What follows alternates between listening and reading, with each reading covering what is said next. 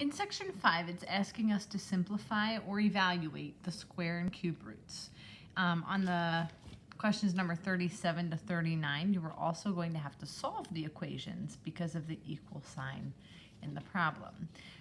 But if we remember how to put this into our calculator, if it's just a square root, meaning there's no number or there's no 3 inside that check mark, in order to plug that into your calculator, all you hit is second x squared.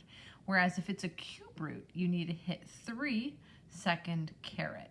There are 2 different ways to plugging in square roots and cube roots, so make sure that you memorize those steps. If we look at number 33 and I want to plug it into my calculator, I'm typing the square root, so second x squared, 196, and it's 14. So because of the plus and minus on the outside of the radical, I need a plus and minus in my answer, and the answer was plus or minus 14.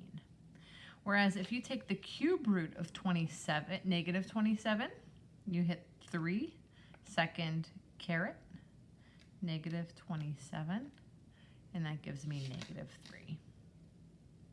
Okay, there's no need to put the plus or minus because there wasn't one out in front of the original problem. Now looking at number 35, if I go ahead and try to type that into my calculator, second x squared, negative 49, you're going to notice that I get a domain error. That's because there is not a number times itself that gives me a negative 49. Okay, so this would be no solution. Looking at 36, notice how the negative's on the outside of the problem. Because it's on the outside of the problem means that I can still simplify this problem, this radical itself.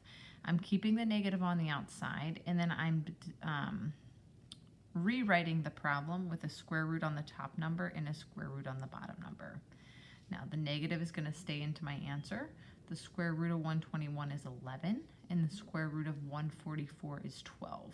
And you can always go ahead and check that into your calculator if you don't have those memorized.